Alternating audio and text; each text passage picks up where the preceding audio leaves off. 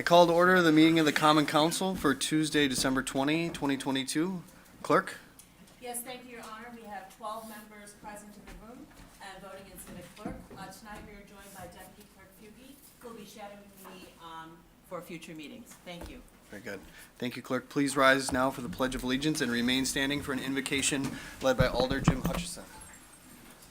I pledge allegiance to the flag of the United States of America and to the republic for which it stands, one nation, under God, indivisible, with liberty and justice for all. Alder Hutchison. You may be seated.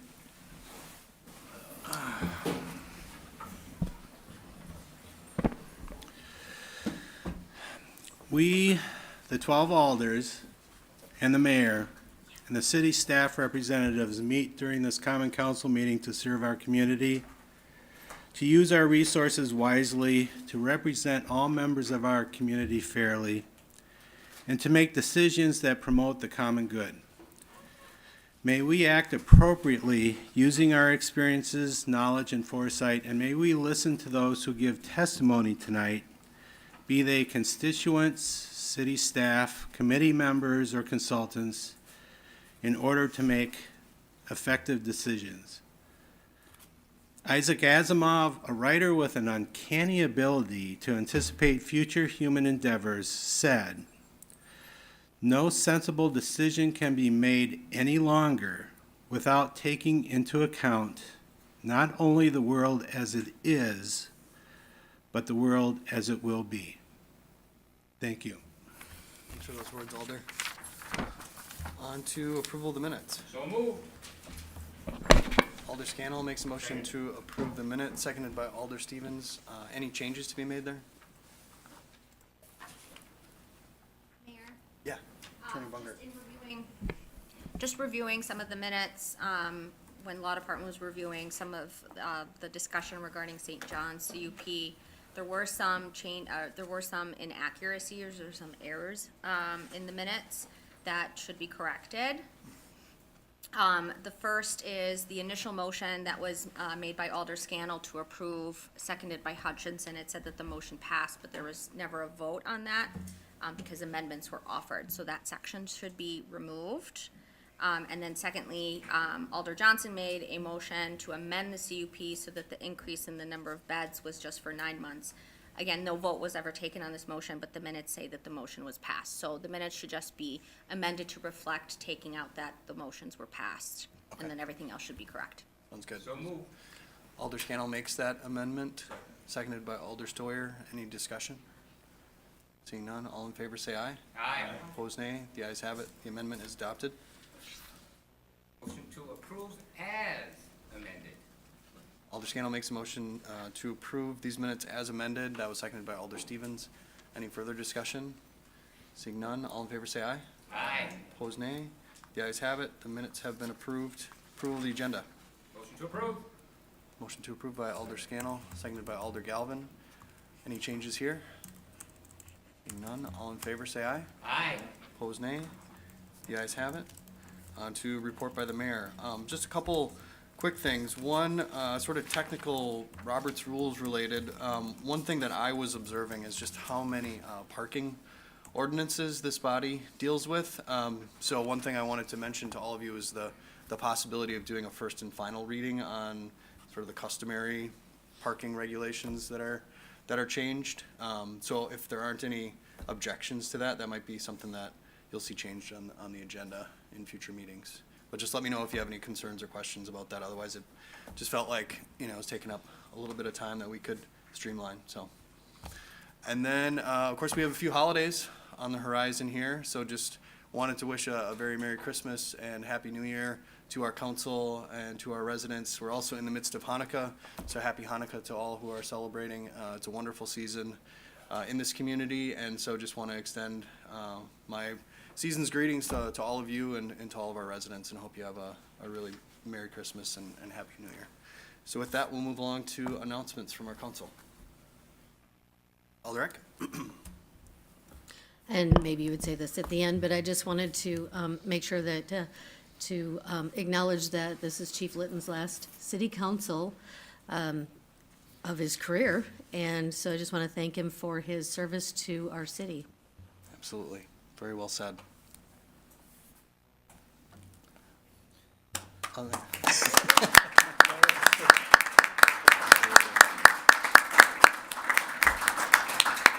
A request to put the camera on him so we can see. In that suit? Maybe we'll get a few words. Yeah.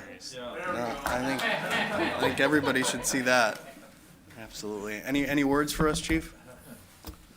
Sure. I would just, say that the 10 years has flown by. It's been a remarkably great adventure. It's 10 years later. I'm 20 pounds fatter. But I've got a heart full of joy and thankfulness. And I really want to thank the council and the mayor, former council members over the last 10 years, Mayor Schmidt, and especially the citizens of this community that support our fire department every single day. And I really, thank the members. They're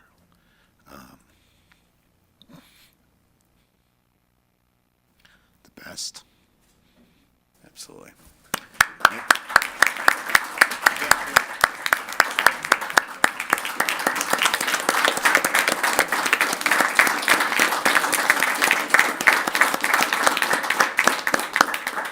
They really are the best.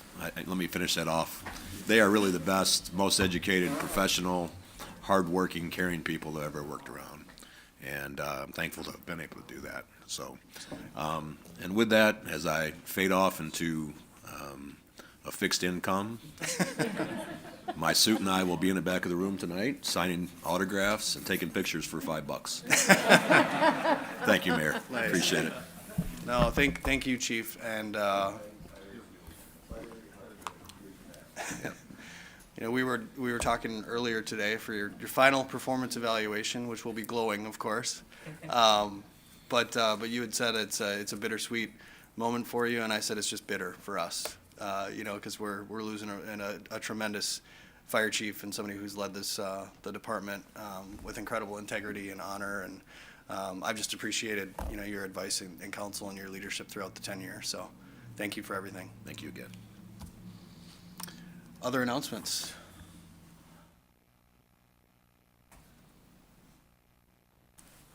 Alder Morgan.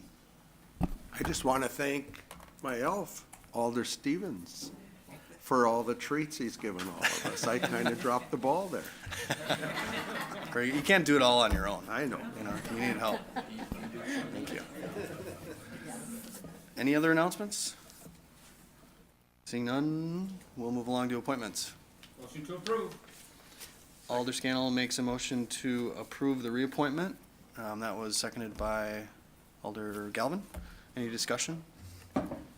Seeing none, all in favor, say aye. Aye. Opposed, nay. The ayes have it. On to ordinance's second reading for adoption. Motion to suspend the rules. Alder Scannell makes a motion to suspend the rules and take up these ordinances with one roll call vote. Seconded by Alder Stevens. Discussion? Seeing none, all in favor, say aye. Aye. Opposed, nay. The ayes have it, the rules are suspended. Motion to adopt. Alder Scannell makes a motion to adopt these ordinances. Seconded by Alder Stevens. Any discussion? We will use the board. Thank you, you may vote.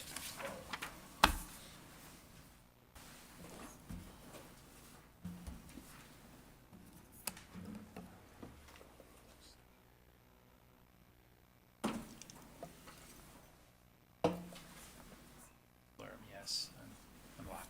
Okay. Alder Brunette votes yes. Thank you. And you may display.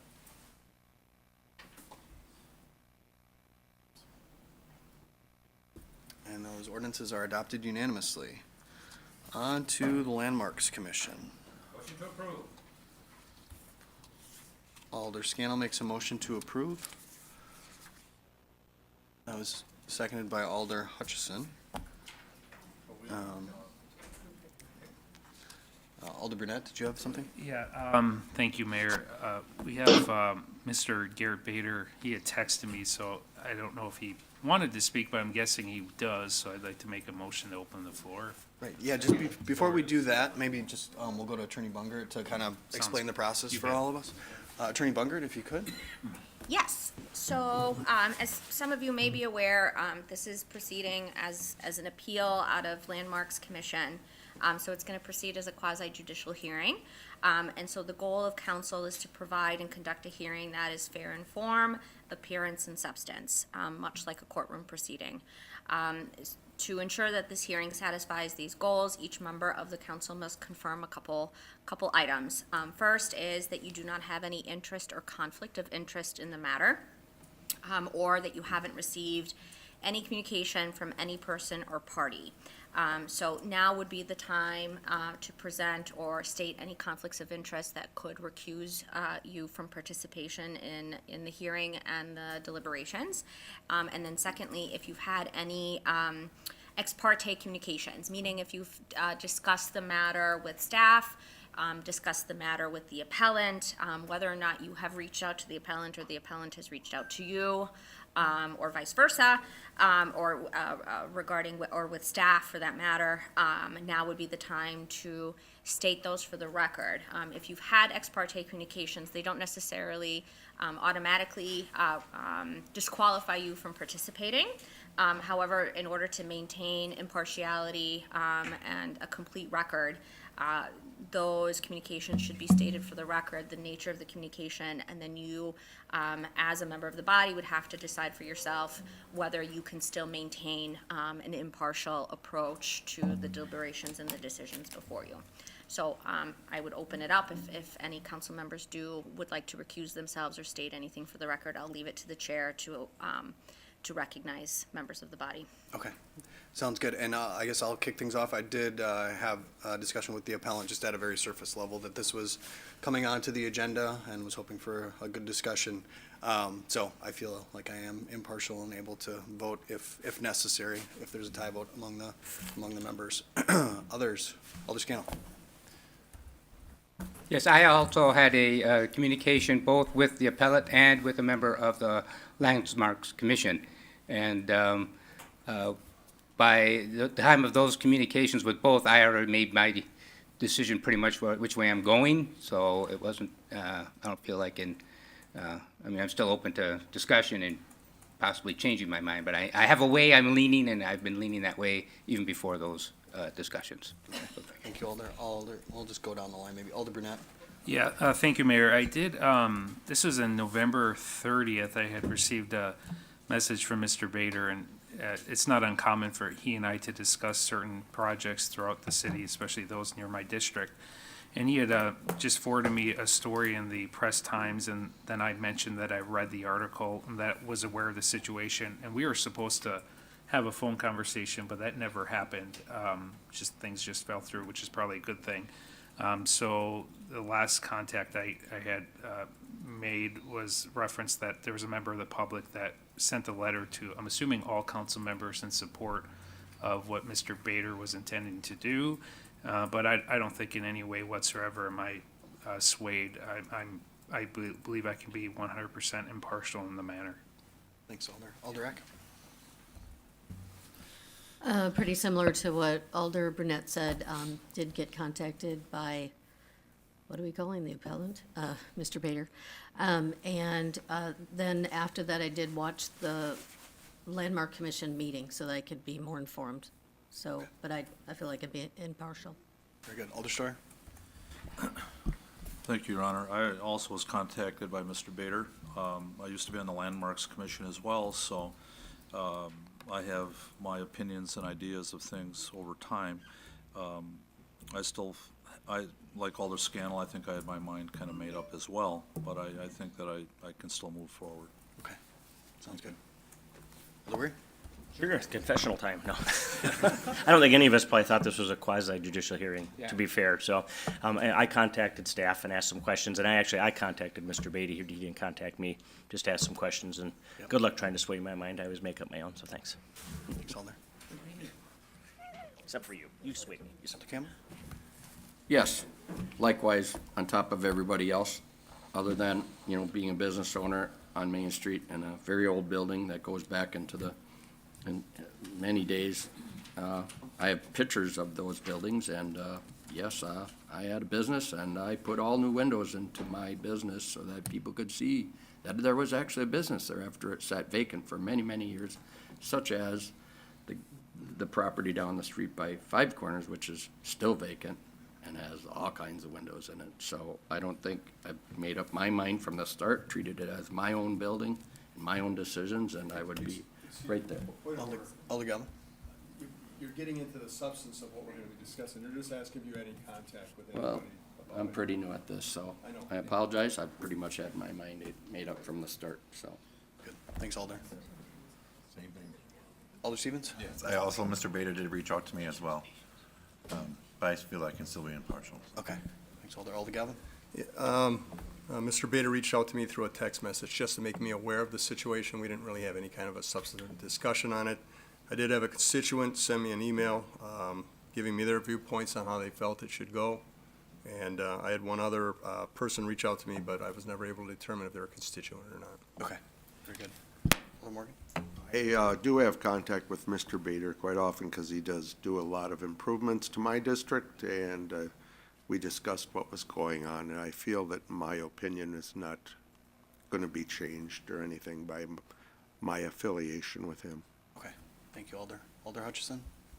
I was contacted by Mr. Bader, and I received a letter and an email from two different constituents, but I don't think I was influenced more than what I would do just reading about the information. I also read the agenda very thoroughly, so. Very good. Thanks, Alder. I Alder Graham? also was contacted by Mr. Bader, had two constituents reach out to me, also viewed the Landmarks Commission, so I feel I can be impartial. Okay. Thank you. Yeah. Alder Scannell? Yeah. I'd just like to amend it, I forgot, I did also receive some emails from other parties supporting Mr. Bader. Very good. Thank you. Alder Johnson? Yeah, and obviously, this happens every meeting. He's got something before us. I need to recuse myself from this discussion, from this vote, including if you go into closed session, because Mr. Bader is a member of my executive committee that oversees my compensation. Very good. Thanks, Alder. Attorney Bungert? So just a couple follow-up questions from Alder Scannell and Alder Stoyer and Alder Campbell.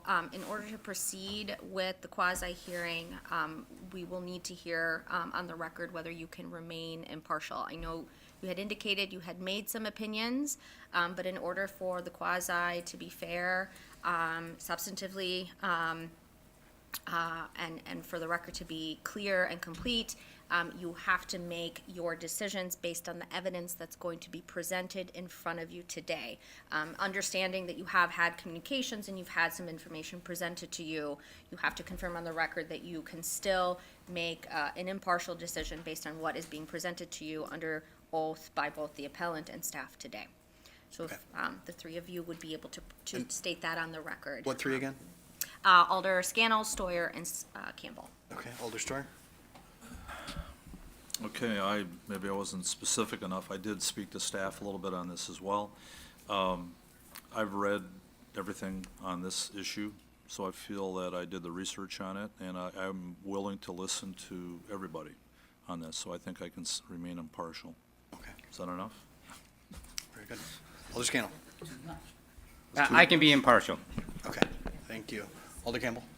Well, I'm going to go in between them. So I was over, but yes, I believe I can make a impartial judgment Okay. on it. Thank you. Thank you. Yep, okay, so continuing on. The appellant in this hearing has received notice of today's proceedings. Just wanted to confirm with the clerk that Mr. Bader is present via Zoom. Can we confirm that? Yeah, He is. Okay, perfect. And the council will either announce, its decision tonight or take the matter under advisement and have a decision at the next council meeting. The council will make a findings of fact and conclusions of law based on the record before it this evening. At this time, the following evidence has been submitted into the record already, which is the certificate of appropriateness application, the renderings of the building and proposed window specifications, the appellant's presentation materials as presented to the Landmark Commission, the partial approval, partial denial letter of the COA for 240 North Broadway, and the staff report that had been given to the Landmarks Commission. Staff and the appellant have an opportunity to present evidence, including testimony. All witnesses presenting testimony will need to be sworn in under oath, and that will be effectuated by our clerk. Evidence needs to be credible, relevant, and probative in order to be considered. The time limits will be as follows: 10 minutes for each party for main arguments, and then 5 minutes each for rebuttals. The council may ask questions of both parties during or after the presentation of testimony and evidence. The questions must be limited to strictly just, or the questioning, I should say, should be limited to just questions. Council members should not be testifying, presenting opinions, or statements. The appellant will present first, and after a motion to open the floor, followed by the city, and this will be repeated for the rebuttals. Any evidence presented will need to be admitted into evidence by a motion. Once testimony is concluded, the council will then move into closed session for deliberations. Once back in open session, again, the council will either announce its decision tonight or take the matter under advisement, and then the council will have findings of fact and conclusions of law prepared based on the record that is created this evening, and then shall adopt those findings at the next council meeting, and copies of the same will be provided to both the appellant once adopted. So at this point, I think, Mayor, we can proceed with the appellant, if Mr. Bader is ready to present, and the clerk will be able to swear him in. Okay. And do we need to open the floor? Yes, we need to open the floor first, correct. Okay. Motion has been made to open the floor by Alder Steuer, seconded by Alder Scannell. All in favor signify by saying aye. Aye. Opposed, nay. The ayes have it. The floor is open. Well, good evening, everyone. Appreciate your time. Can you all hear me okay? We can. We're just waiting can. to be able to see you, Mr. Bader, so just 1 second. Okay. Thank you. Yep. All right, we should be all set. Oh, yes. Well, happy Tuesday, everybody. I would be there in person. We're not for bug I caught over the weekend. So I've got hot tea and I've got cough drops ready to go if the situation arises. But I appreciate your time. You bet. And before we get going, I think we need to have you sworn in. So Clerk Jeffries. Sure. Okay, Mr. Bader, just please raise your right hand and repeat after me.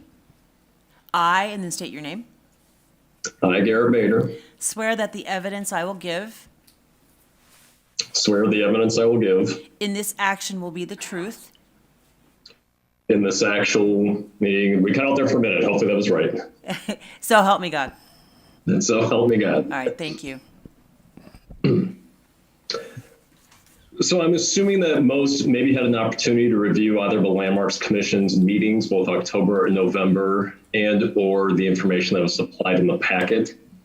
A lot of this will reference the renderings and the imagery that was presented there.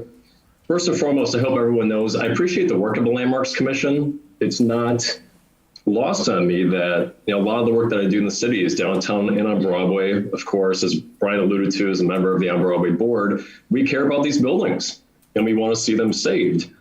Quite frankly, that's why myself and my partners bought this building, is to save it.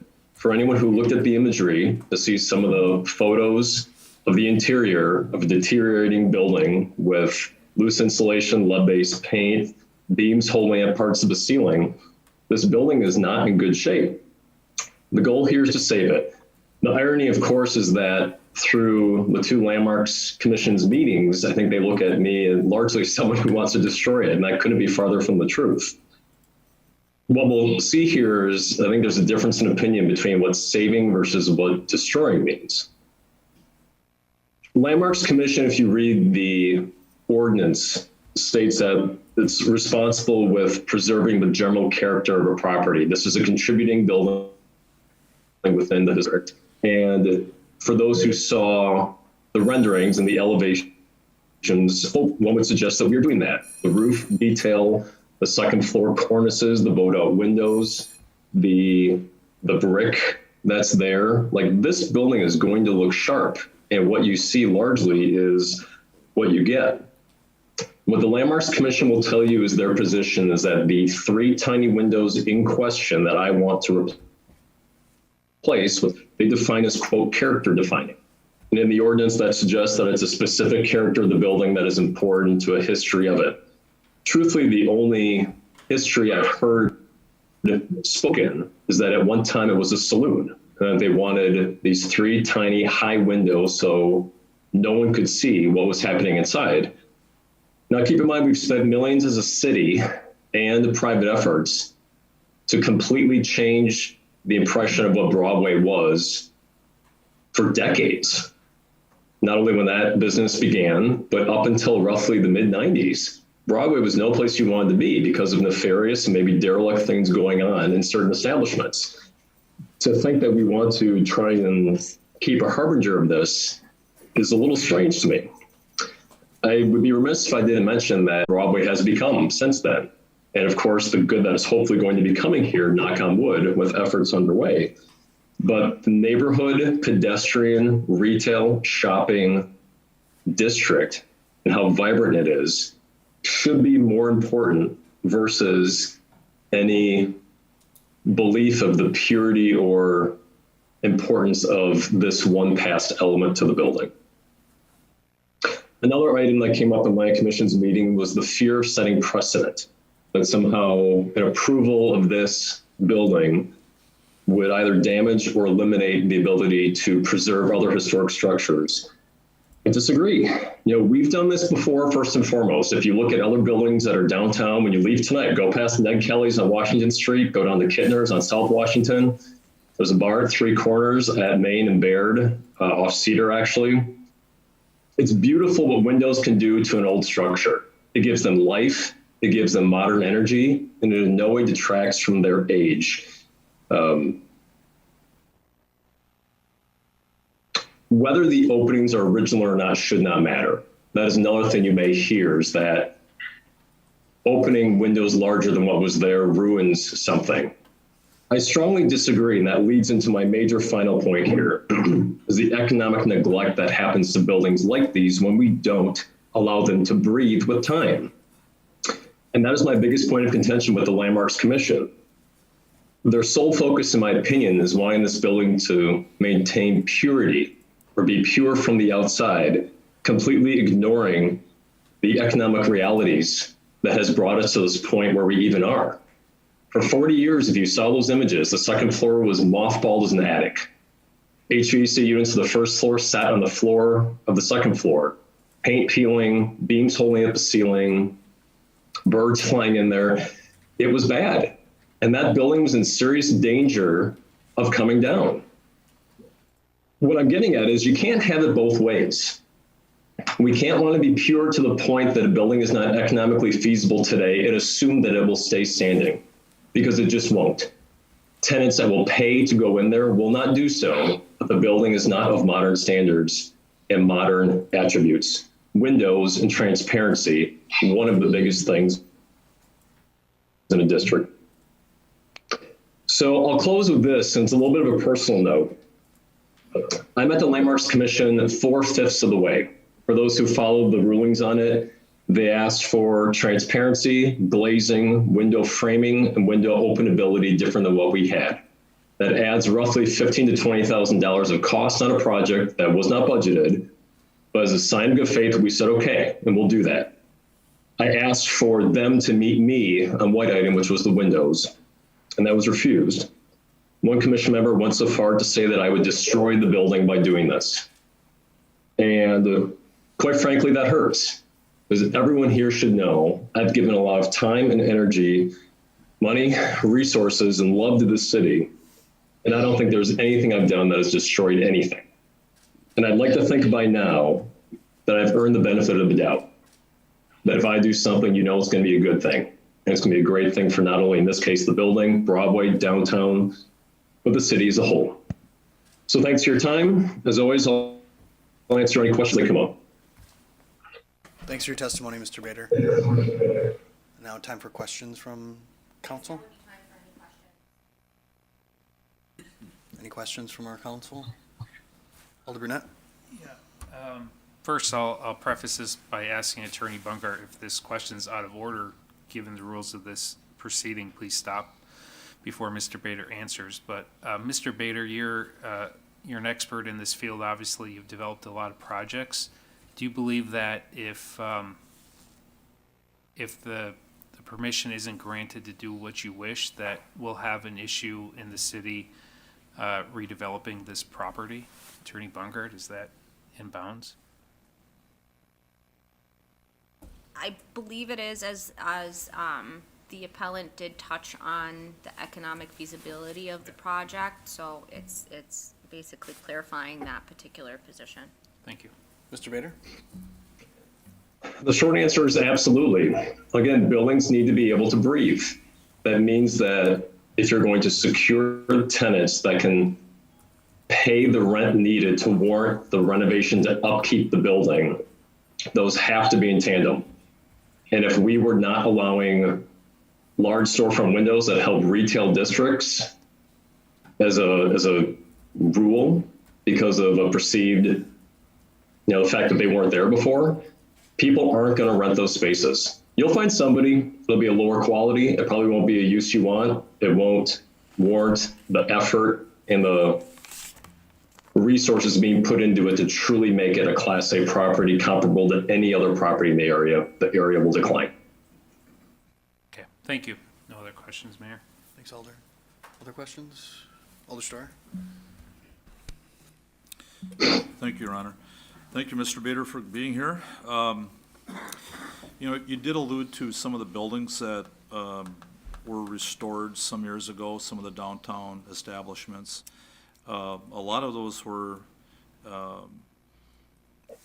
done before there was a landmarks ordinance on the books. It was an advisory ordinance. So it's a little hard to, try to understand that situation in a sense, because a lot of these buildings were done under an advisory ordinance. So they did what they wanted to. So I guess I just wanted to have you speak to that. I know you were talking about some of these buildings that were done over time, and some of them did a very nice job, even if they're not historically accurate. But I just wanted you to talk to that and say, is there any credence to that? Yeah, thanks, Mark. It's a great point, and I think it adds to what I mentioned earlier. The one argument of Landmarks Commission is that, well, there weren't windows here before, so they shouldn't be quote unquote reopened or expanded because of that. Now, the buildings you reference, okay, if those were done before Landmarks Commission, great. I would challenge anybody to go by them and say that we made a mistake. We didn't. They look beautiful, and anybody in them or that's hung out around them or walked down the street past them should look at it with pride. Say, I'm glad we did this as a city, quite frankly, knowing that we're making it too hard now to have the same effect.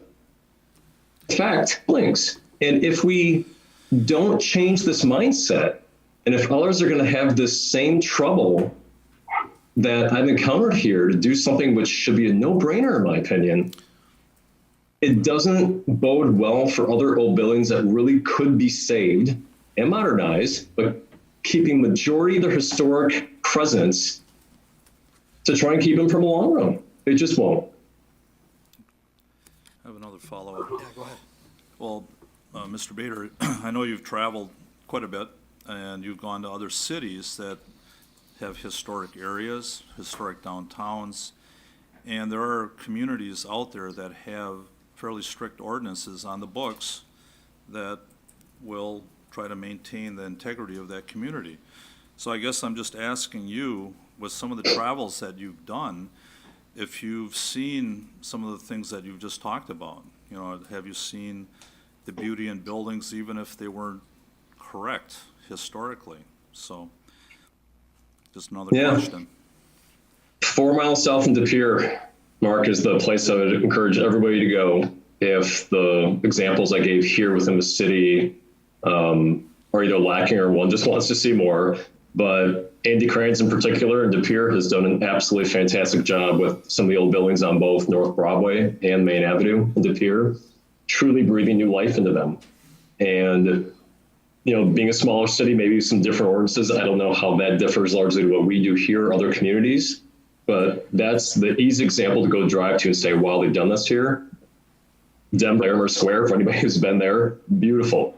But same kind of idea of preserving old, but bringing a modern vibe to it, where you throw in a glass garage door and the building pops. Okay, that's all I have for now. Thank you. Okay, sounds good. Any other questions from council? Seeing, Alder Campbell. Thank you, Mr. Bader. I just have one question. I don't know if it actually applies, but would this decision being turned down affect any of your other businesses that could be possibly located in the vicinity? Mr. Bader? So a property like this, I guess I'll answer in two ways. For the immediacy of the building, do we probably lose our ground floor tenant that would be on that side? Probably. Because like most reputable establishments these days, they need the windows for their business. Does it have a downstream effect next door or in the area? You know, there's been a lot of work on Broadway that has been really good. The kind of sad reality is a lot of older buildings already have succumbed to the wrecking ball. Many have been saved. This could be an anchor for what I've termed as Broadway 2.0, along with many of the efforts we have ongoing right now. This is a building that we should champion as a cause of saving our urban spaces and these important buildings. And so if you lose this, A, your tenants may be not as good, it's lower quality. B, does that not inspire those to maybe do more next to it or down the street from it? Maybe. I hope we don't have to find out. Thank you. Thanks, Alder. If there aren't any questions, Attorney Bungert, would this be the time to turn to the other party? Okay. Very good.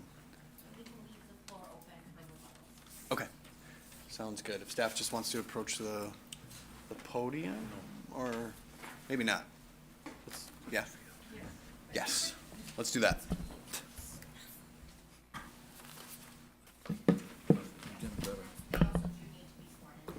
Oh, okay. Swear you in. Okay, first, Mr. Platt, raise your right hand. Repeat after me. I Jason Flatt, thank you. Swear that the evidence I will give swear that the evidence that I will give in this action will be the truth, in this action will be the truth, so help me God. so help me God. Thank you. Ms. Hummel, please raise your right hand. I state your name. I, Stephanie Hummel, Swear that the evidence I will give in this action swear the evidence I will give this action will be the truth, will be the truth, so help me God. so help me God. Thank you. Hi, everyone. Some of you may know us. I'm Stephanie Hummel. I'm a planner with the CED department. Jason Flatt, you can introduce yourself. Hi, I'm Jason Flatt. I was a naval architect for a long time, had a hard hat, steel-toed shoes, worked in a shipyard, switched careers to historic preservation, so I've got a master's degree in historic preservation. I'm the president of the Wisconsin Association of Historic Preservation Commissions, and I'm a recognized expert in the field of historic preservation in the state of Wisconsin. I'm also your historic preservation specialist. Yes. Okay, so, indeed, we've heard from the appellant. The appellant submitted a certificate of appropriateness application for several changes to the building at 240 North Broadway. I believe 4 out of 5 of those changes were approved by the Landmarks Commission. The one sticking point is the creation of new storefront windows that necessitate the removal of historic small windows and the historic brick walls. Make no mistake about it, the building is the Felix du Chateau Saloon. It's on the National Register of Historic Places as part of a historic district, specifically because it's the Felix du Chateau Saloon building. These windows are character-defining features of the building, as are the brick walls below the windows. And that truly is the sticking point with the Landmarks Commission. So Stephanie and I met with the appellant on the 21st of September, prior to any COA application being submitted. And we discussed all of these concerns that the appellant had, including the replacement of these windows with large glass storefronts. And we pointed out that, hey, this is 100% guaranteed to be a sticking point with the Landmarks Commission. With that said, the appellant then submitted a COA, and the Landmarks Commission met and reviewed that COA application on October 19th, and indeed, the Landmarks Commission decided that the replacement of those existing windows with larger windows at that time should be tabled and discussed perhaps later at the next meeting, with the goal of coming to some, compromise solution, perhaps. Indeed, in both meetings, in the October meeting and the November meeting, the Landmarks Commission was very consistent in their application of the local municipal code, the law that governs the treatment and handling of historically designated properties. In particular, Green Bay Municipal Code states, the removal of historic materials or alteration of features and spaces that characterize a property shall be avoided. The proposed change does the opposite. Municipal Code states, distinctive features, finishes, and construction techniques or examples of craftsmanship that characterize a property shall be preserved. The proposed changes do the opposite. Exterior alterations should not destroy historic materials that characterize the property. The proposed alterations do the opposite. Municipal Code also states that the Landmarks Commission shall refer to the Secretary of the Interior standards for rehabilitation. These things I've just read to you are verbatim from the Secretary of the Interior's standards for rehabilitation. The Secretary of the Interior standards for rehabilitation are also found in 36 CFR Part 6768. That's the Code of Federal Regulations. The Secretary of the Interior standards for the treatment of historic properties with guidelines for preserving, rehabilitating, restoring, and reconstructing buildings. These are all referenced by the Code of Federal Regulations, and the proposed alterations run contrary to the local municipal code, Code of Federal Regulations, Secretary of the Interior standards, and also the State Historic Preservation Office's requirements for historic rehabilitations. Again, the Landmarks Commission's been very consistent in application of these standards. The Landmarks Commission has received to date nearly 200 applications for certificates of appropriateness, and all but 4 have been approved. One of those, prior to this one, has been appealed to the Common Council. That's an option for any applicant under state statute and our local municipal code, and so that's why we're here for you tonight.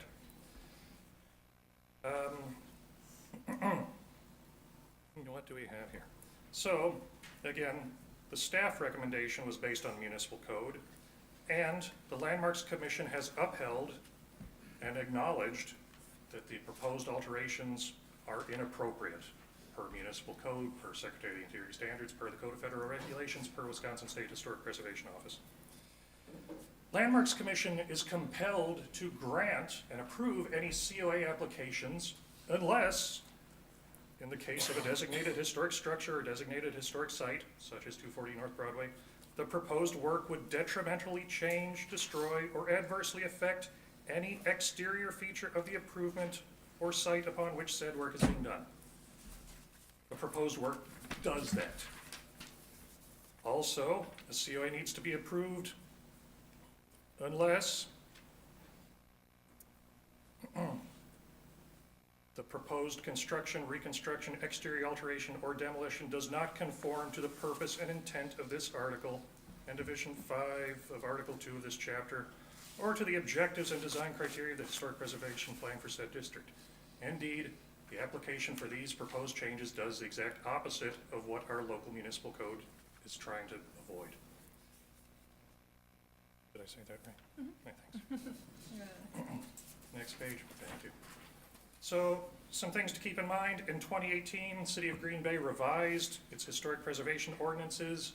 This was in keeping with suggestions made in the 2003 Smart Growth 2020 Comprehensive Plan.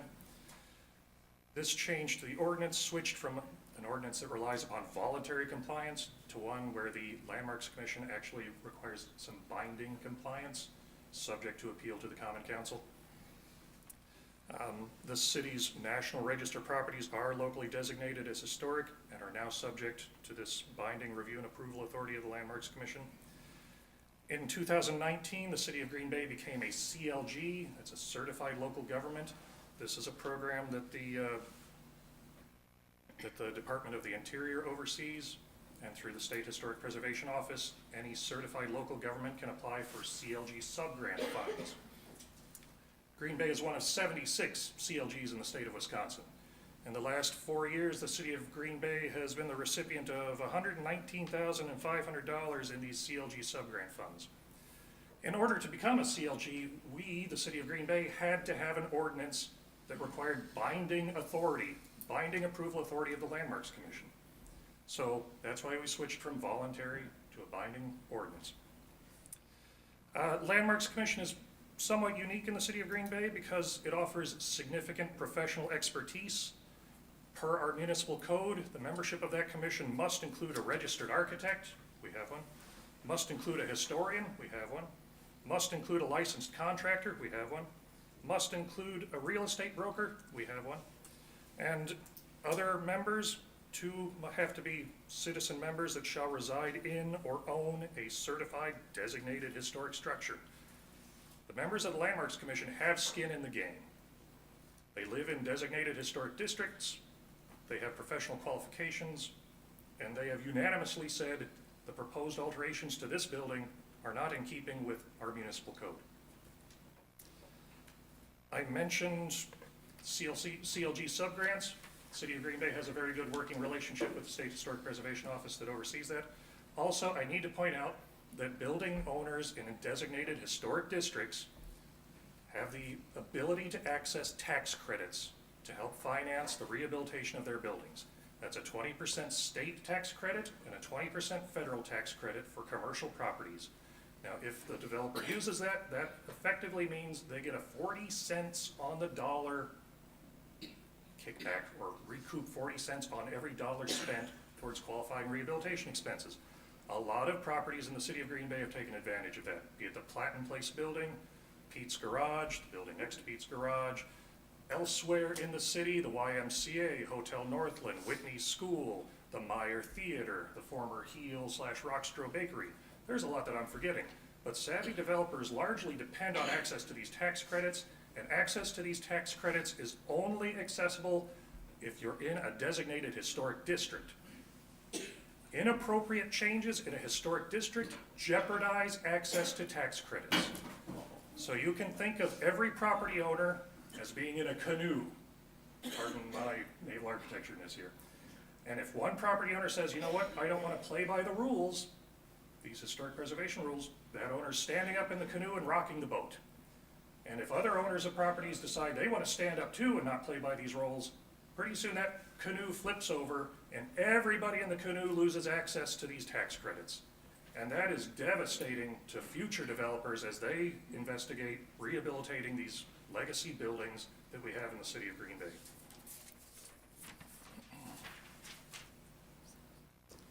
In conclusion, thank you. This review process and denial has been consistent with all practices since the ordinance was adopted in 2018. We feel overturning this decision would set a precedence for future applicants to circumvent the Landmarks Commission and municipal code.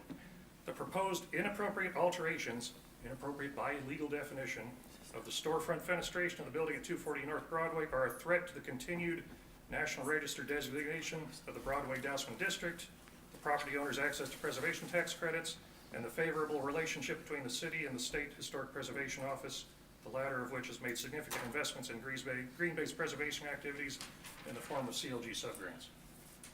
Thank you. I'm happy to answer any questions. As is Stephanie. All right, questions, Alder Steuer. Thank you, Your Honor. Thank you, Mr. Flatt, for that.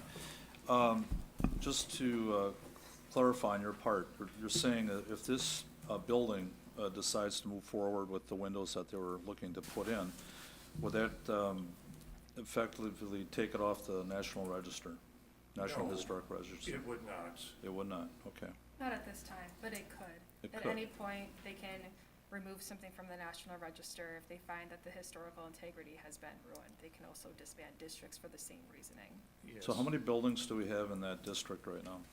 I think it 13. was 12 contributing, and now it's down to 11 contributing with a 1 or 2 non-contributing. I forget, I don't have it handy. So in essence, if this building was altered, would that become non-contributing or It not? certainly could. again, the small windows are a key character-defining feature for this property. If you read the National Register nomination text, that text speaks to the building's high integrity and its association, I believe, with Felix du Chateau, the saloon, and the building is fairly unique with its pressed brick, fine mortar lines, and the design of these small windows speaks directly to that association with Felix du Chateau and the saloon. When we look at possible delisting of something, it's really a discussion of integrity. And that integrity, historic integrity, has 7 aspects, most of which are largely compromised if the proposed alterations are allowed to proceed. So not only does it compromise the integrity of that building, but those changes also compromise aspects of the integrity of the entire district. Okay, thank you. Any other questions from council? Alder Galvin?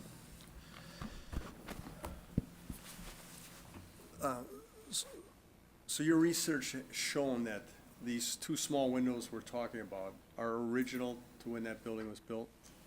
Yes, they are. Okay. Because as I look around at a lot of the other older buildings on north, south, and both sides of that street, they all have large plate glass windows. They do.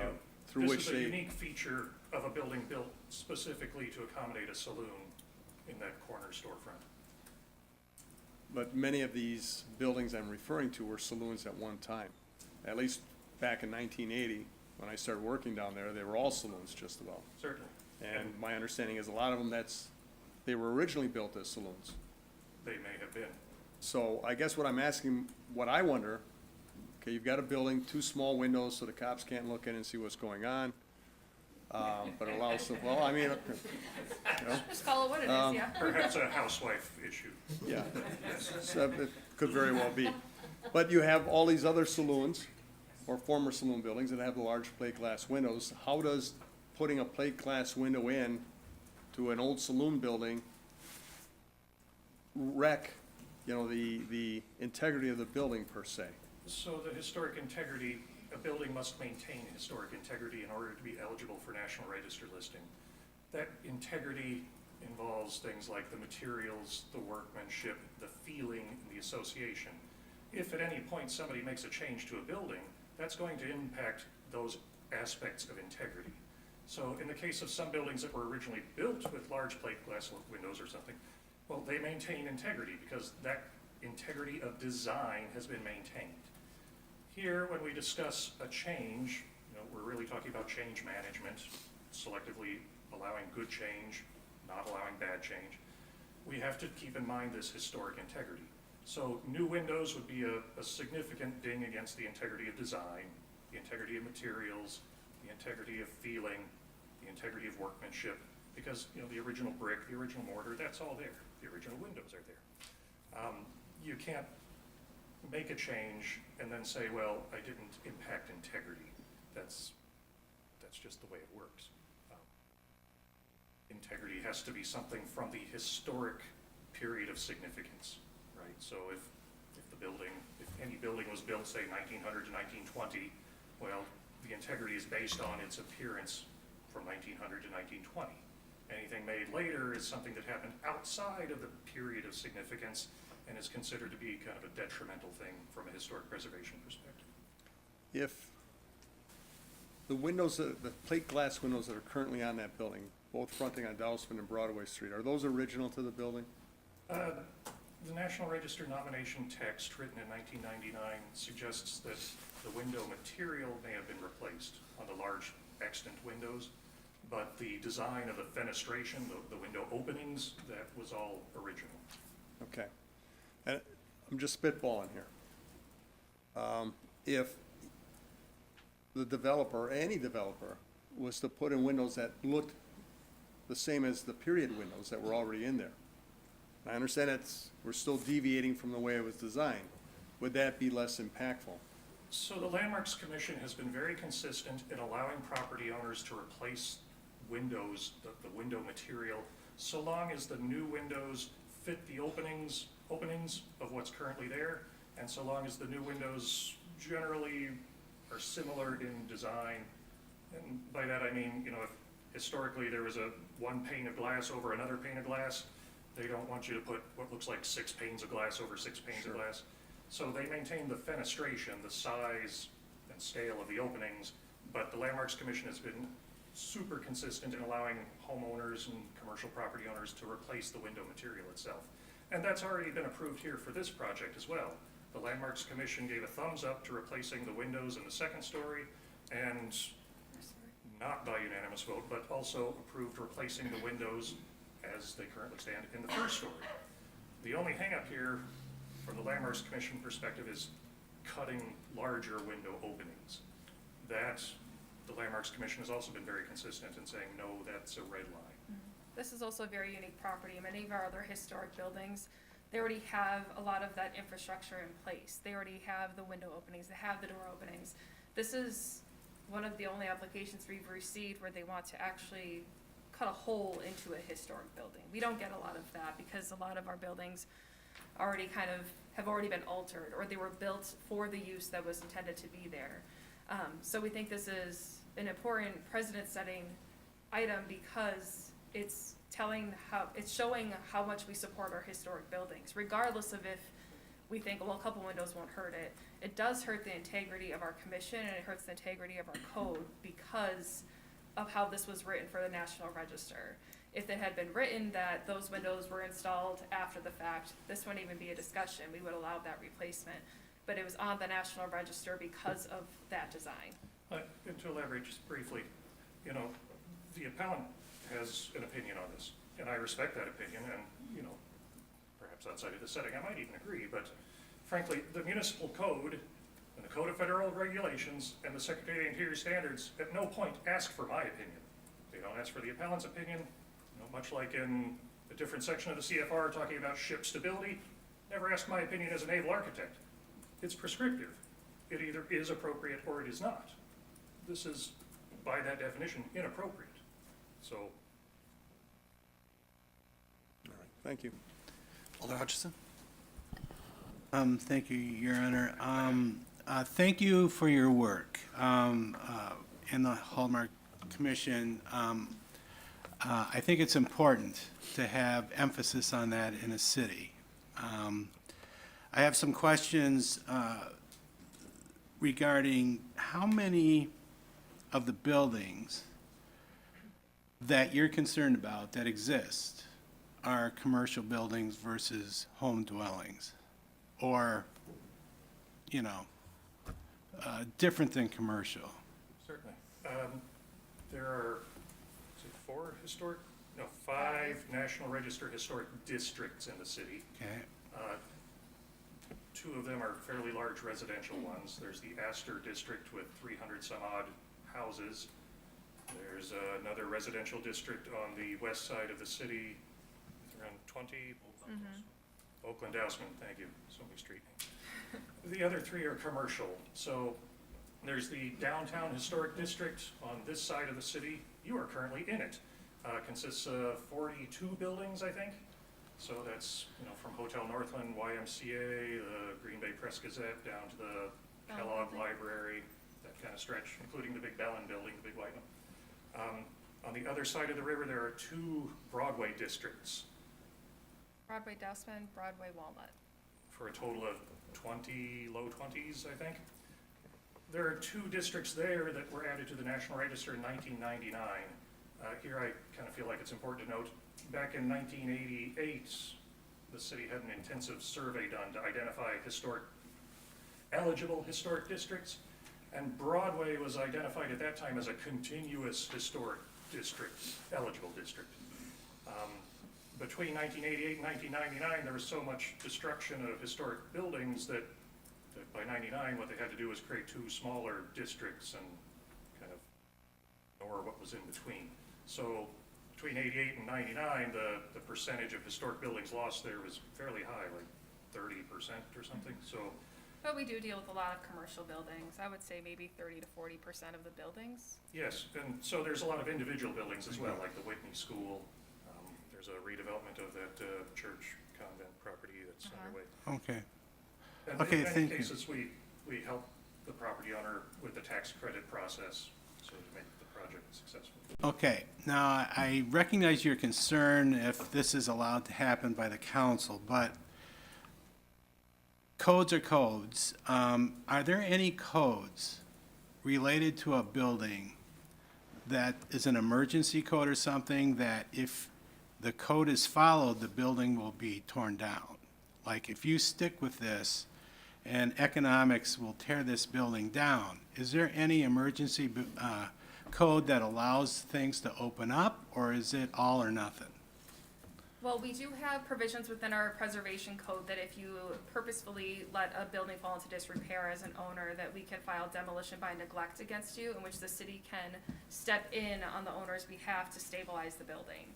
However, that's not the case for this. This building is already underway for the renovations that need to be done. Again, 4 out of the 5 things have already been approved, and they're already inside the building doing the renovations. So this building is in no way close to being demolished. It wasn't close to being demolished prior to this owner coming into it. The interior of the structure needed a lot of work, but Historic Landmarks Commission has nothing to do with the interior. That was gonna be done kind of regardless of any of the exterior changes.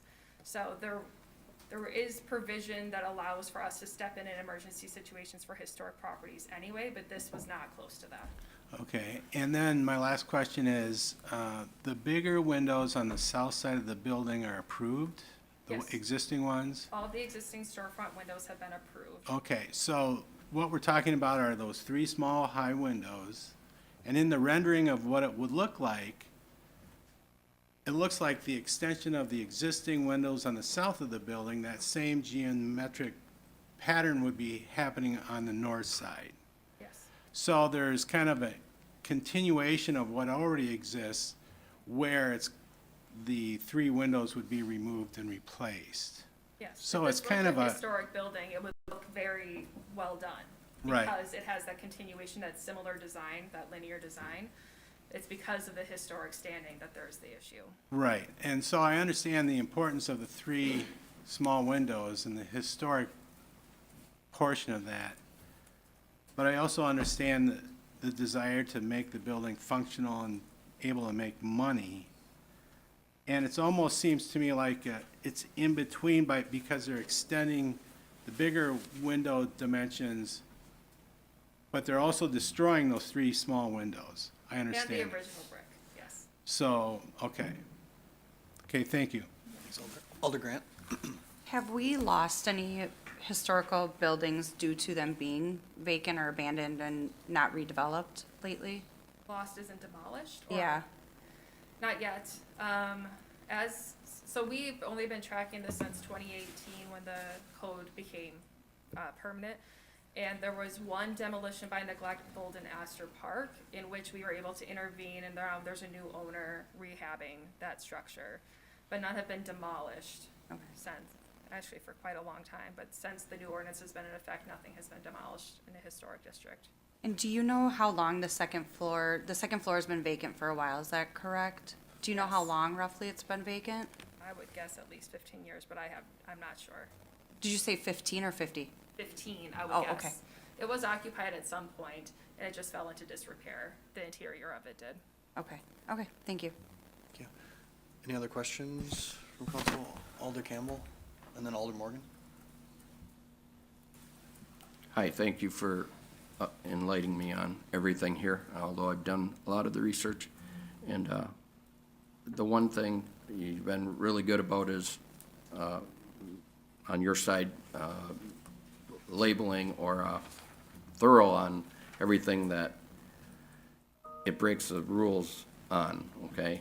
But can you tell me the things that Mr. Bader did agree with and in detail on the ledging and the roof and the paint and the stuff like that? The other approved projects? Yes, because there was Sure. some agreement that you made along with that? Yes, so the COA application included the replacement of the second floor windows, which was agreed upon at the first meeting. The replacement of the lower existing storefront windows, which was agreed upon at the second meeting. Some trim and paint work along both the windows and the doors, which was agreed at the first meeting. And then there's a small addition that was made on the back of the building that they're going to be rehabbing, and that was also approved at the first meeting. So there was a lot of rehabilitation that needed to be done, most of it interior, but for the exterior, everything was approved aside from the creation of the new storefronts. So all the other windows, doors, trim work, and that rear addition all got approval. And just to clarify, you just said that the upstairs was in disrepair. No, The interior, yes.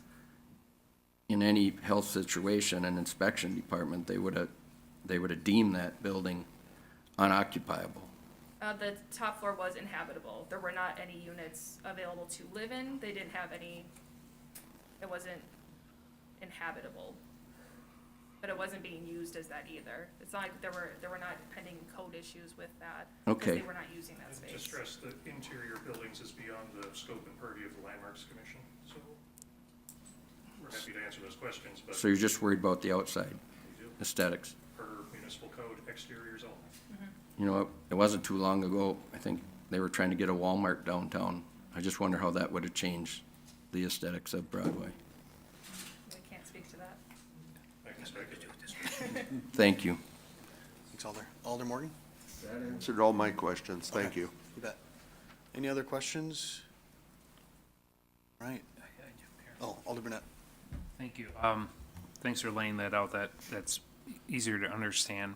Are you aware of any publicity other than the recent media reports, any tours, anywhere that this particular building and the windows have been featured to explain why it's historical? Well, we do have some information on our city's website. We had an intern last semester who created some story maps, so that way people could access via walking map, so they could take themselves on their own tours. But we don't have the staff or funding to really create anything outside of that, but. Fair enough. So that would have predated the change of ownership of the building? Yes, those were published in summer of this year. Okay, thank you. Thanks, Alder. Any other questions? All right. Thanks for the work and for the testimony. Appreciate that. Now I guess we would ask the appellant if there is an interest in a rebuttal. Mr. Bader?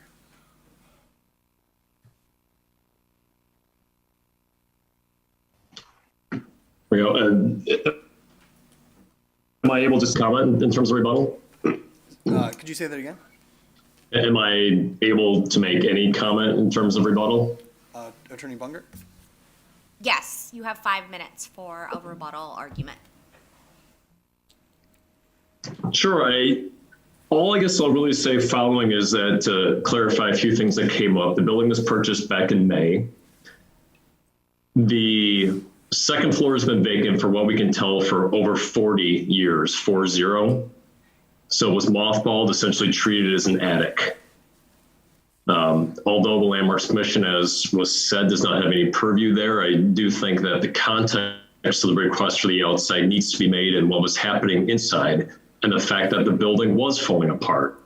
No, was it going to fall down tomorrow? Of course not. But for those who saw the imagery, I think you could see that decades of neglect put it in a really bad shape. So I don't want the impression there that somehow that there's an inevitability that that could never happen. No, it definitely could.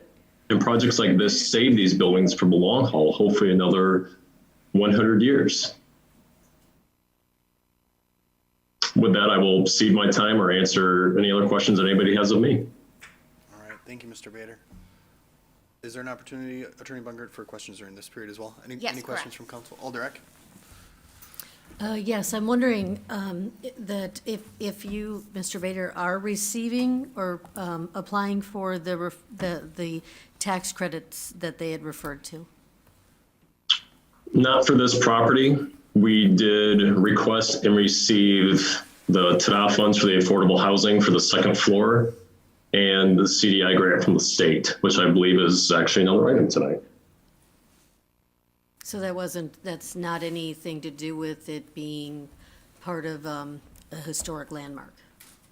No, there are, as was said, many developers have taken advantage of those and they are very notable credits. At the same time, in order to do that, you are held, I would say quite frankly, your feet to the fire to do everything that a certain organization may want you to do, and you have very little deviation room to make in this case, what I think are very appropriate modern changes to the building, it would be absolutely out of the question with that kind of funding.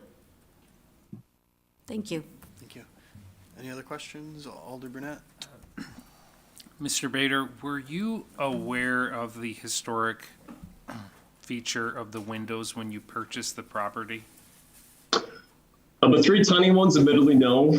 Of the context within the district, of course, but I did not anticipate that 3 tiny windows would cause this kerfuffle, to be clear. Right, so, boy, how do I say this? So I think sometimes developers could purchase a property aware of a certain feature, and they could assume that the permission would be granted to them after the fact, basically asking for, begging for forgiveness rather than asking for permission. Was that something that was done in this case? Don't know how to ask that No. without being offensive. No, absolutely not. You know, it was, and Stephanie mentioned it's true that there's demo work happening inside. There isn't rebuilding work happening yet. It's all demolition. So it's clearing out the second floor from everything that was seen there in those photos. It's removing partitions and shoring up load-bearing points, which quite frankly are many and odd in this property. That is the work happening, and that needed to happen regardless, seeing those photos. So from here, hypothetically, if something were turned down, well, I think the second floor apartments can still happen, but does the commercial space on the first floor ever truly get to that status that we want as a district in a downtown? I don't think so. Okay, thank you. Any other questions? Alder Campbell?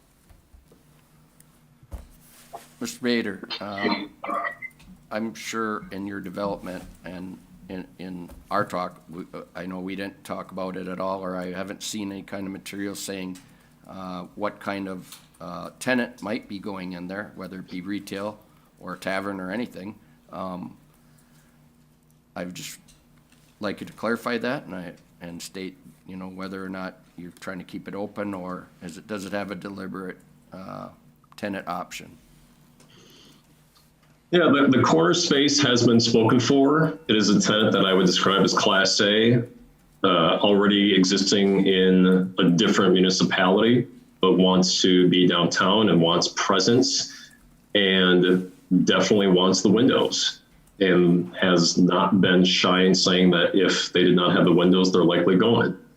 Now, could one always try to find another tenant? Absolutely. I don't want to try and hold this council hostage. As I said to Landmarks Commission, I would never be that person that would threaten a building like this because I want to see it preserved.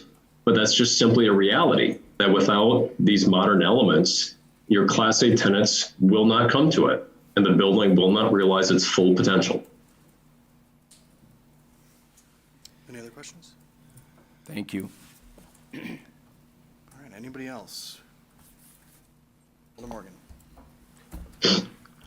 Was there some mention, I thought I read something about by code, a door has to be changed, and is that something that affects these windows, or is that just something else? The door you're probably referencing is the northeast corner of the building, the residential exit stairway door out to Dousman Street for that code compliant egress point. Okay, thank you. All right, anything further from council? Any rebuttal from staff?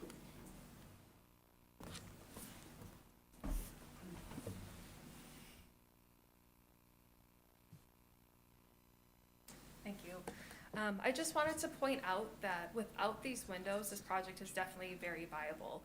There are plenty of existing storefront windows, and based on the applications that we received for this and also for other things within my department, it was established that 2 commercial users will be on the lower level. With the existing storefronts along Broadway and along Dousman, they could easily configure, with keeping that wall, having storefronts for both of those users. So I don't want there to be this impression that there will be a small unwindowed user within that structure. That's only going to happen if the developer makes that happen. There's definitely the availability to have additional windows. And Mr. Bader was aware that this was on the historic district, as he said. with most people, actually all people that have COA applications coming up. If they have any questions about how the process works or what would be acceptable, we recommend that they meet with us ahead of time, ahead of even purchasing the building sometimes. So that way they can get a really good reality check on what the code would entail, what our process would be, and that didn't happen here. He met with us prior, he decided to still go forward with it, with the expectation that it would get denied, and hopefully that you all would be the body to help him get it approved. So he was very aware of that process throughout, and I just want to make you aware of that, that it is on the property owner, regardless of if it's historic or not, to understand the codes in which they'll be working with when redeveloping the property. So that opportunity was there. Thank you. Any questions? Alder Camel? And what is your status? What department? Staff? Community and Economic Development. Okay, thanks. Anything else? All right, thank you. Entertain a motion to close the floor. Motion to close the floor. Second. Motion to close the floor made by Alder Scannell, seconded by Alder Eck. All in favor, say aye. Aye. Opposed, nay. The ayes have it. The floor is closed. Attorney Bunkert? Yes, now that all the testimony has been presented and evidence has been presented, the council can move into closed session for deliberation. So a motion will need to be made and the language will need to be read. Motion to move into closed session. Motion made by Alder Scannell, Second. seconded by Alder Brunette. Alder Scannell, do you have the language? I do in a second. The council may convene in closed session pursuant to section 19.85, subsection 1, subsection A, Wisconsin statute, for purposes of deliberating concerning a case which was the subject of voting. It just, my screen got blocked by vote for current item. Sorry, yes. Learning. Text is on there, straight from that. Click Oh, behind it. okay, I didn't see the text, okay, all right, Of any judicial? for quasi-judicial trial or hearing before that governmental body. The council will thereafter reconvene in open session pursuant to section 19.85 subsection 2 Wisconsin statutes to take action on items discussed in closed session, if appropriate, and to consider the remainder of the agenda. All right, we have a motion and a second on that. Alder Brunette? Yeah, Attorney Bungert, just for the sake of the public, when we have these sorts of hearings, historically, we have almost, if, probably always have gone into closed session. This is completely appropriate to do so. Correct, Okay. yes, all deliberations. All right. Okay, thank you. Okay, and on this vote, I believe we need to use the board? Yes. So we will, yes. I guess we did hear that. No, you can't. So please vote. To go to closed session. Go to closed session. Yeah. Close your eyes and do it.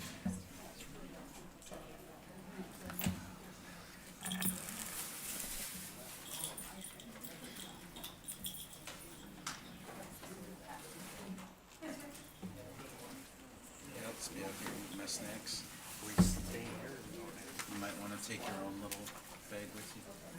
I'm gonna save on my email, I don't trust you. And that motion is successful with one abstention. Lock my So we computer. will convene in closed session.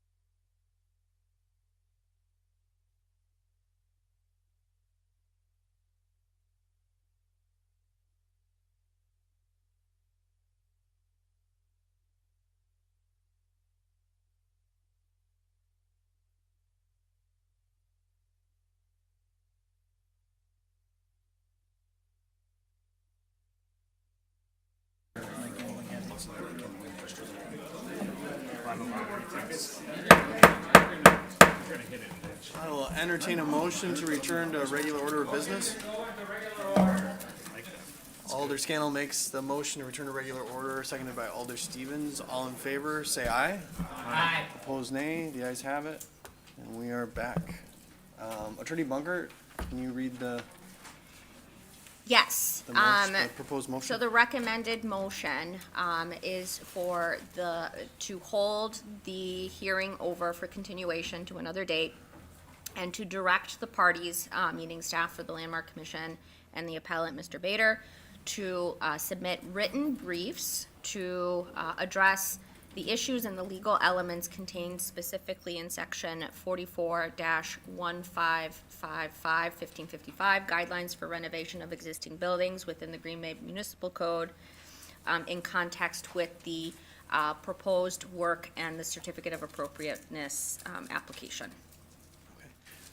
Is that your motion, Alder Eck? Yes. Alder Eck makes that motion and seconded by Alder Stoyer. Any discussion on that motion?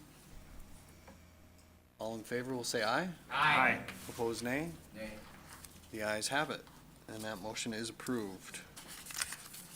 And in terms of the scheduling, for that meeting, we'll be in touch with both parties to, Yes, we can find an appropriate time that will work for both parties to be able to submit the briefs and when when the council will reconvene on the continuation of the hearing. okay. Very good. Thanks again to Law Department staff and everyone concerned in that process. We are now on to the report of the Improvement and Services Committee. Motion to approve. Alder Scannell makes a motion to approve the report of the Improvement and Services Committee from December 14, 2022. Any items here to be held separately? Alder Stoyer. Number 3. Any others? Hearing none others, all in favor of the remainder of that report signify by saying aye. Aye. Opposed, nay. The ayes have it. The report has been approved with the exception of item 3. Motion to approve. Motion to approve made by Alder Scannell. Seconded by Alder Stoyer. The item was pulled by Alder Stoyer. Thank you, Your Honor. I defer to Director Grenier on this. Director Grenier? Okay, on page 65 of the packet, we have the 2023 proposed rates for monitored and unmonitored customers. I'm sorry, this would actually be for item 2, not 3. It's my mistake, Alder Stoyer. Oh, okay. That's what you told me. Okay, so we have, Can we read? So we'd have to reconsider. yeah, we have a motion Pull to 2. approve in a second, so all in favor will say aye. Aye. Opposed, nay. The ayes have it. Entertain a motion to reconsider L2. Motion to reconsider L2. Alder Scannell makes a motion to reconsider L2, seconded by Alder Campbell. All in favor, say aye. Aye. Opposed, nay. The ayes have it. We are on L2. Director Grenier? Okay, so with that, again, on page 65 of the packet, near the bottom of the sheet, for monitored customers, section 3 sub C, sub 2 sub D, sampling charge. The sample charge rates that are listed there are actually the 2022 rates. We have a 5-year monitoring program with Badger Laboratories, and these are pass-through rates that go to our monitored customers, so Georgia Pacific, Procter & Gamble, Tucka wastewater treatment samples to determine what the strength loading of that wastewater is being discharged to new water. The sample collection rate for 2023 should actually be $15. The analysis is 50 for a total of 65 instead of 57, and the sampler rental should be $40 per day instead of 35. Okay, is there an amendment to that effect? Motion to amend. Motion to amend, made by Alder Scannell, seconded by Alder Stoyer. Any additional comments on that? Seeing none, all in favor say aye. Aye. Opposed, nay. Motion to approve is The ayes amended. have it. Alder Scannell makes a motion to approve item L2 as amended. That was seconded by Alder Stevens. All in favor say aye. Aye. Opposed, nay. The ayes have it, and that item has been approved. On to protection and policy. Motion to approve. Alder Hutchison? Yes. Okay. Was it? We did, and then we reconsidered L2. Okay. Yeah. You bet. Motion to approve. Alder Scannell makes a motion to approve the report of the Protection and Policy Committee from December 12, 2022. Is there a second? Seconded by Alder Galvin. Any items here to be handled separately? Number 4, any others? Hearing none others, all in favor of the remainder of that report will signify by saying aye. Aye. Opposed, nay. The ayes have it. That report has been approved with the exception of item 4. Motion to approve. Alder Scannell makes a motion to approve item 4. Seconded by Alder Weary. And that was pulled by Alder Eck, or Alder Galvin. Alder Galvin, go ahead. I'd like to open the floor for interested parties to speak. Alder Galvin makes a motion to open the floor. Motion to approve.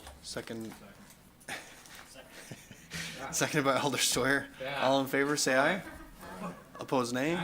The ayes have it. The floor is open. So if our guests could approach the podium, and then just state your name and address for the council, and you can begin your testimony. All right, thank you much. My name is Steve Preisler, live at 826 South Baird Street. I sent everyone a package, which was well-written and entertaining, I think, concerning a series of bills issued to me by the city of Green Bay. I think they're a bit excessive, to put it mildly. About 18 months ago, my residence was listed as a nuisance address. I had different housemates at the time. Anyway, I dealt with that subject in the package itself. I'll move on to some other points here. There are a series of enumerated triggers for being listed as a nuisance address. They are harassment, disorderly conduct, battery, lewd, lascivious behavior, prostitution, theft, receiving stolen property, arson, possessing, manufacturing, distributing drugs, gambling, animal violations, noise, conspiracy, arrest or search warrants, alcohol violations, and resisting obstructing officers and city inspectors where police are called. Well, none of these things directly pertain to my house. It's a series of calls that were generated by my neighbor across the driveway. They don't have jobs, they're jobless dopes. Just busybodies, calling in suspicious persons and things like that. So the definition isn't met here, actually, for the ordinance. They also used the city building inspector to come and harass me nonstop. There's been over 100 of these various things pointed out over a period of time. I put pictures of my place in the photo gallery section. I hope everybody took a look at them, you know, and well, he comes and inspects my place. He misses the most glaring violations, such as a fence that my neighbors had that was leaning roughly 30-degree angle there all the while. Windstorm comes along, blows it into my yard, takes out a 10-foot section of my own fence. Well, that just gets ignored while probing and pointing at me at the behest of my neighbors across the driveway, 2 jobless dopes. Nothing to do with the time except poke their nose in what I'm doing.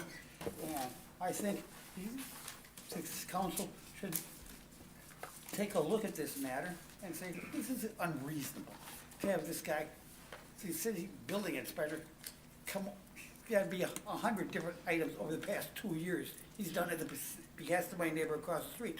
Eventually you reach the point where you just start ignoring the darn thing.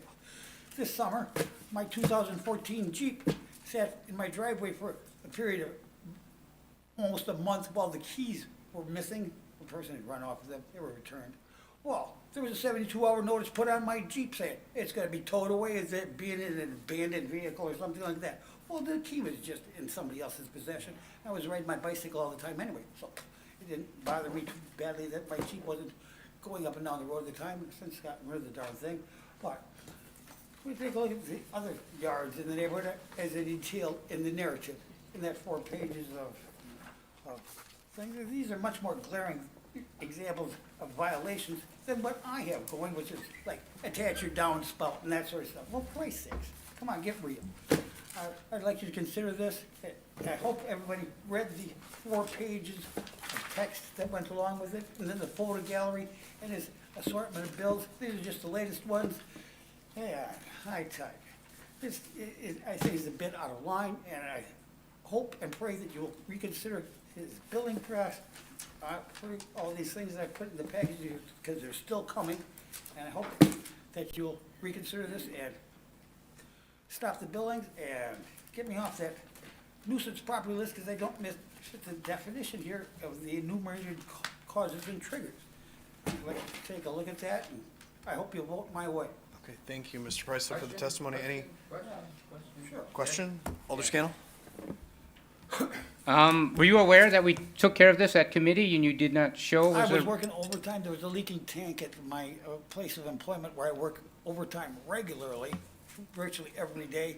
And when I got there at 6 o'clock, as the committee was letting out, somebody said, "Hey, you were on the schedule for tonight?" I said, "Yeah, a few minutes late because the tank was leaking at my day job and I couldn't make it." I did send everybody a package. Right, right. So Hope you enjoy it. if we sent this back to committee, because I think it'd be good to have staff on there to address some of these and talk this through it instead of doing the work on the floor here, Yeah. would you be able to make the next protection? Yes, I will make sure that there's not a leaking tank at my plant. Well, if something does happen, notify us. Yes. And then we can hold it instead of. Yes. So if something comes up. I was coming in the door at 6 PM as everybody was coming out Oh, at roughly 6 okay. PM. Well, thank you then. I'll just make a motion to refer back to staff and we can take care of this at the committee. I'll do that. Okay, thank you. Okay, thanks, Alder. Attorney Kochart, did you have something? Well, I was just gonna say that I can verify he did come in shortly after 6 o'clock, and I had informed him that our committee meeting had adjourned. He was late, and he said the same thing, that his tank had an issue at work, It's a thankless job sometimes. for sure. Alder Steuer makes a motion to close the floor. Seconded by Alder Johnson. All in favor, say aye. Aye. Opposed, nay. The ayes have it. The floor is closed. Alder Scannell. Yeah, a motion to refer this back. Alder Scannell makes a motion to refer this item back to Protection and Policy Committee, seconded by Alder Campbell.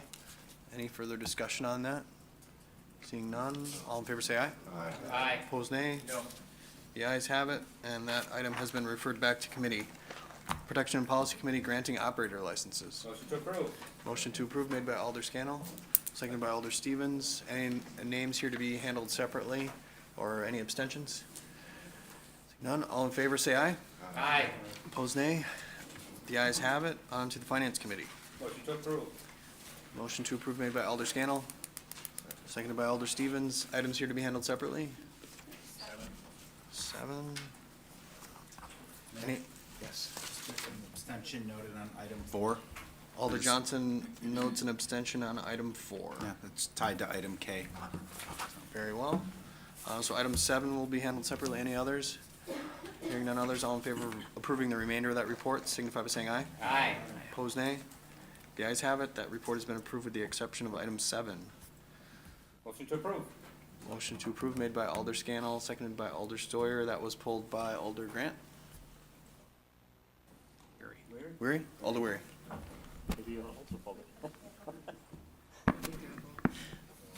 Thank you, Mr. Mayor, and a lot of my questions might be more appropriate in closed session. I just, we can start there. I mean, my question is, why are we doing this now and how will we approach? Because I think the lease is in place for another 10 years. How did that, initiate and what's being asked of us? Sure. We can discuss it now, that's great. That's fine. Is it being closed? I'm asking for guidance. Attorney Bungert. I'll discuss as much as open as possible. Yes, so I believe the appropriate thing would be to go into closed session to kind of discuss the details of that in this particular engagement.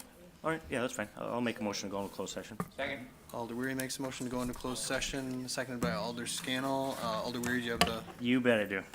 The committee may convene in closed session pursuant to sections 19.851E Wisconsin statutes for purpose of deliberating or negotiating the sale of public properties, investing of public funds, or conducting other specified public business as necessary for competitive or bargaining reasons. The committee will thereafter reconvene in open session pursuant to Section 19852 Wisconsin statutes to take action on items discussed in closed session if appropriate and to consider the remainder of the agenda.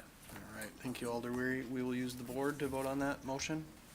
Thank you, you may vote.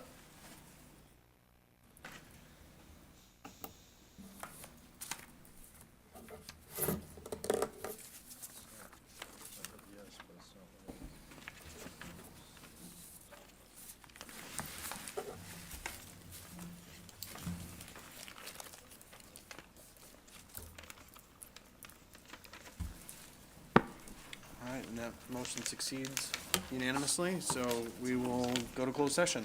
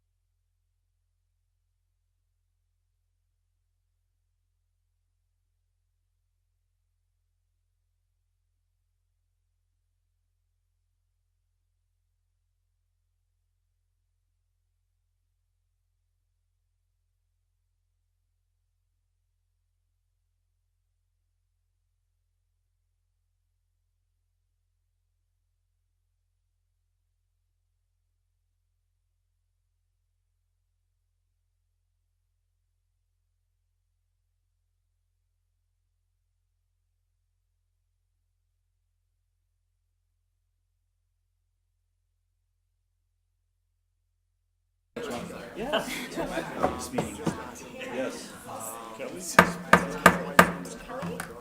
Entertain a motion to return to regular order of Motion to business. return to the regular order of business. Alder Scannell makes a motion to return to regular order of business, seconded by Alder Johnson. All in favor, say aye. Aye. Opposed, nay. The ayes have it. We are back. We do, Proceed as directed in closed session. Alder Scannell makes a motion to proceed as directed in closed session. That was seconded by Alder Weary. Any discussion? Seeing none, all in favor say aye. Aye. Opposed, nay. The ayes have it. On to Park Committee. Motion to approve. Motion to approve made by Alder Scannell. Seconded by Alder Johnson. Items here to be handled separately. Hearing none, all in favor say aye. Aye. Opposed, nay. The ayes have it, and that report is approved. On to Personnel. Motion to approve. Motion to approve made by Alder Scannell. Seconded by Alder Johnson. Any comments? Seeing none, all in favor say aye. Aye. Opposed, nay. The ayes have it. That report has been approved. Public Arts. Motion to approve. Motion to approve made by Alder Scannell, seconded by Alder Johnson. That's to approve the report of the Public Arts Commission. All in favor say aye. Aye. Opposed, nay. The ayes have it. Equal Rights Commission. Motion to approve. Motion to approve by Alder Scannell. Seconded by Alder Johnson. Any items here to be handled separately? Seeing none, all in favor say aye. Aye. Opposed, nay. The ayes have it. On to our informational item, that's a municipal court report for November 2022 for your reference. On to resolutions. Motion to suspended the rules. Alder Scannell makes a motion to suspend the rules, take up these resolutions with one roll call vote. Seconded by Alder Johnson. All in favor, say aye. Aye. Opposed, nay. The ayes have it. The rules are suspended. Motion to adopt. Motion to adopt made by Alder Scannell, seconded by Alder Johnson, and here we will use the board. Thank you. You may vote.